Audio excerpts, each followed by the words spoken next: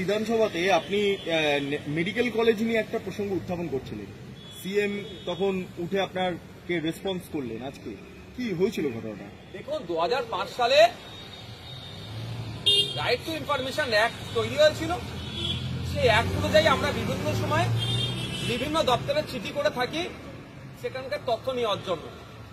সাবির আহমেদ একজন প্রতিটি ট্রাস্টের একজন ন্যাশনাল রিসার্চ কোঅর্ডিনেটর তিনি, আর প্রতিটি ট্রাস্ট আমরা জানি কার, বিখ্যাত অর্থনীতিবিদের তার একজন, তিনি একজন উল্লেখযোগ্য সেখানে তার ভূমিকা থাকেন।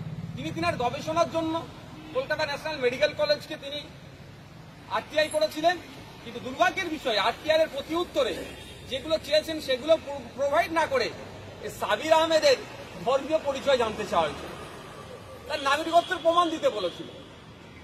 এই সাবির আহমেদ কিন্তু হঠাৎ একজন, তিনি আরটিআই করছেন না, তার লাইফে প্রায় 2500-এর অধিক আরটিআই হয়ে গিয়েছে। তিনি বিভিন্ন সময় বিভিন্ন দপ্তরে, স্টেট গভর্নমেন্ট না সেন্ট্রাল গভর্নমেন্টেরকেও কিন্তু তিনি আরটিআই করেছেন। সেই সময় যথাযথভাবে তাদেরকে তার যে আপনার যেগুলো জিজ্ঞাসা ছিল সেগুলো দিয়েছেন। ইভেন কেন্দ্রীয় সরকারের বিভিন্ন দপ্তরে যখন আরটিআই করেছেন, একবারের জন্য নাগরিকত্বের প্রুফ চাইনি, কিন্তু রাজ্য সরকারের হেলথ ডিপার্টমেন্টের national medical college, Kolkata national medical কলেজে যেটা চেয়েছেন তখন নাগরিকত্ব চেয়েছেন। এই প্রসঙ্গে আমি জিজ্ঞাসা করেছি মিনিস্টারকে তথা মাননীয় মুখ্যমন্ত্রীকে, বলেছি এর ভিতরে কি ষড়যন্ত্র আছে, এটা তদন্ত হওয়া দরকার, সেই বিষয়ে আলোকপাত করেছি। কারণ আমি আপনাদের জানিয়ে রাখি, এই বিধানসভারও বেশ কিছু গুরুত্বপূর্ণ তথ্য ওই সাবির আহমেদ কিন্তু আপনার আরটিআর মাধ্যমে জানতে চেয়েছিল।